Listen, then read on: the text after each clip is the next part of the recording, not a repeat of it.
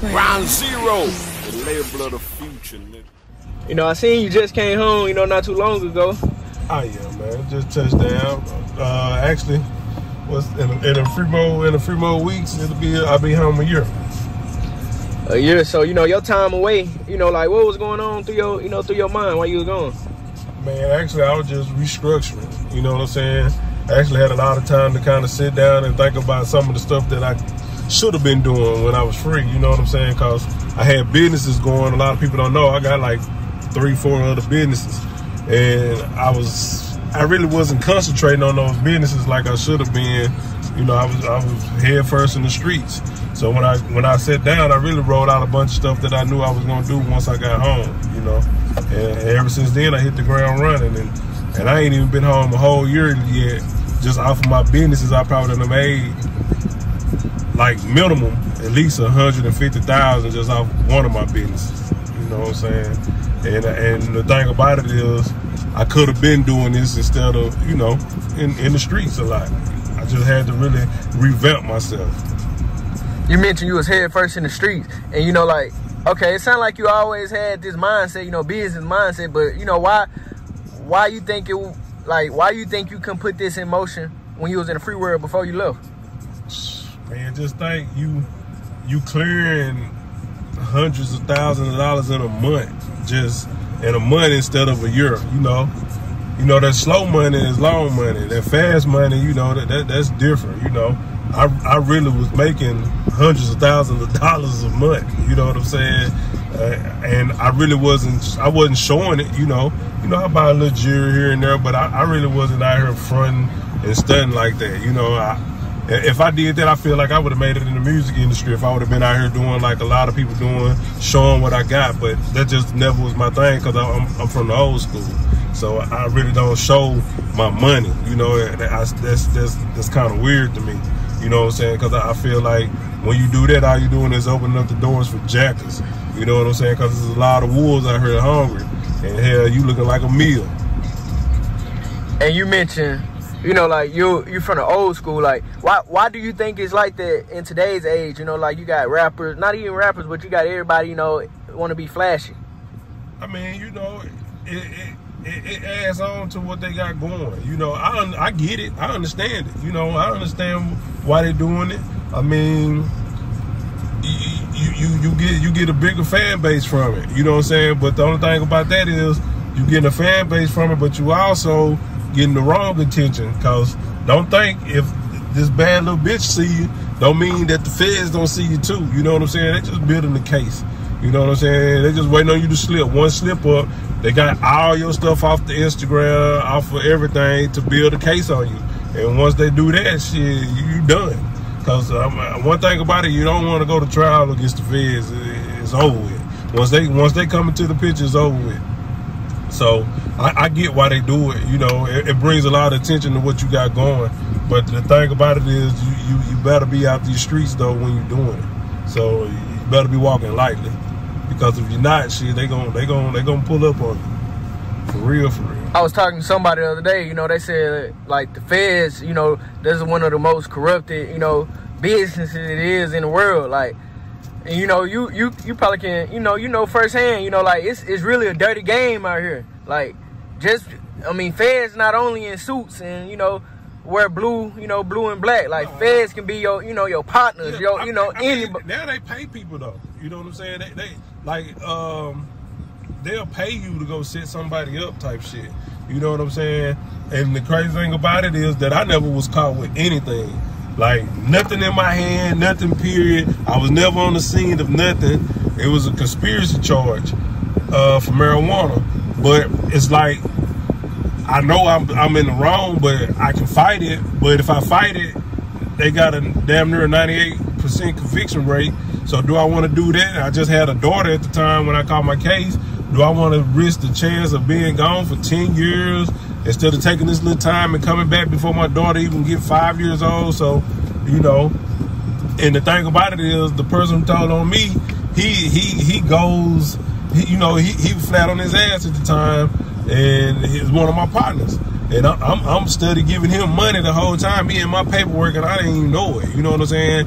And And that's the crazy part. There's a lot of snakes out here, man. So y'all youngsters, y'all be careful out here, man, because it's tricky. And then y'all got all these guns on these social media, man. It's just that's the wrong shit to do. Keep flashing your money, man. Put them guns away, because they coming for your ass with them guns. Biden already right now trying to put some shit together about them guns, man, for real. There's been too many mass shootings. So y'all need to think twice about posting them guns up. So, like, that's one of the, you know, they're more concerned about these weapons than drugs, you would say, or? Hell no, because all of it black. They concerned about black people. You know what I'm saying? At the end of the day, black people are the ones who are incarcerated the most. So it's all about, if your skin color the same tone as mine, that's what they're worrying about. So it's whatever. Because, I mean, you know, and no offense to none of my white friends, no offense to nobody, but if a white person get caught with something that I was caught with, or a white person get caught with a pistol and I get caught with a pistol, they time gonna be different from mine or yours, because they gonna be a little bit more lenient on it.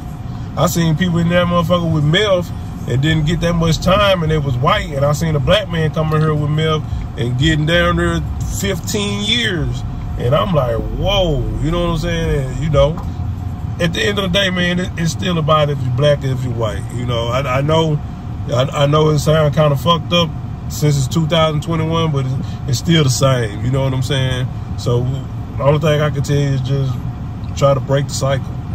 You know, and a lot of people, they still trying to look over the fact and ignore that, you know, that black or white thing.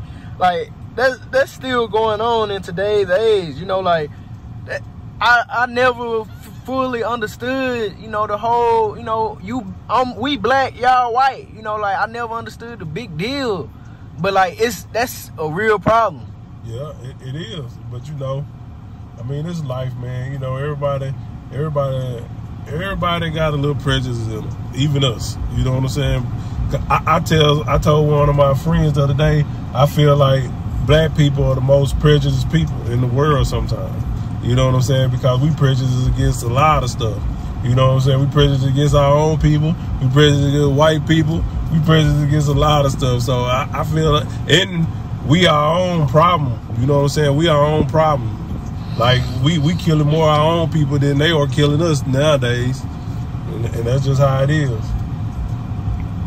When it comes to, you know, the black on black, you know, do you think it's really serious problems to where, like, we got to take each other's lives at this point? Or what do you feel like? I don't think it's a serious problem, but I think it's a serious problem that is going on because, boy, they killing at a high rate of speed out this motherfucker, boy. I'm talking about, ooh, them youngsters, man, hey.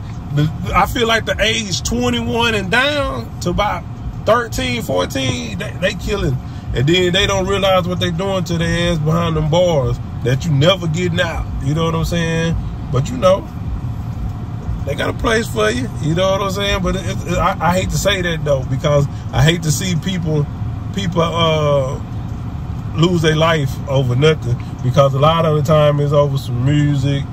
It's over some little bullshit. It really don't be over nothing. You know what I'm saying? Over a side.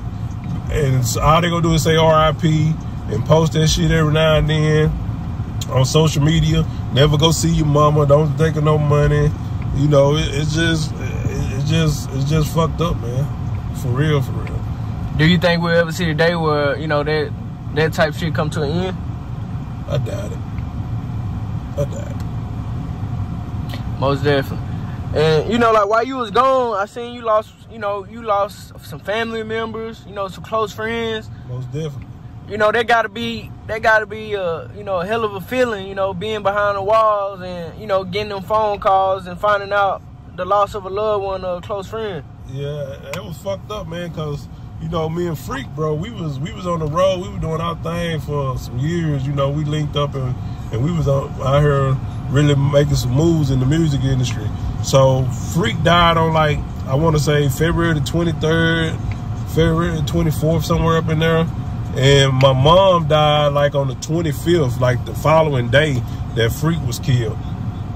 And then, you know, my mom wasn't sick or nothing. It just, she had a heart attack. And just out the blue. So it was real hard dealing with that. And the crazy thing about it is, they supposed to let you go home for immediate family, and they wouldn't let me go home for my mom's funeral. And I was in Texarkana, and Texarkana was nothing but probably about 60 to 80 miles from my hometown, El Dorado, and I couldn't even go home, man. It was real fucked up. Well, you know, they ain't let you come home due to Corona, or what was it? Nah, they just didn't let me come home, period, because they was some assholes. Damn, bro, that's fucked up. Because Corona hadn't, they haven't said anything about Corona until later on. It was in the middle of March when they said something. Bro, your mama, though, they ain't let you go, so that's fucked up. Yeah, that's fucked up. That was real fucked up. Actually, tomorrow my mom's birthday, too. Happy birthday.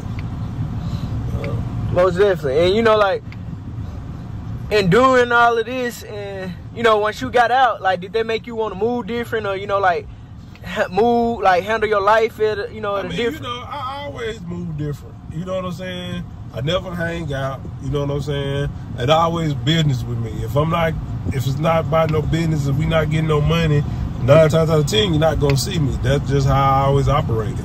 You know what I'm saying? I don't go to clubs really unless I'm performing or I'm throwing the show. I don't go hang out at people's houses because you don't know what they got going on. You know what I'm saying? Because you can catch a charge just being at people's houses, so I didn't do that.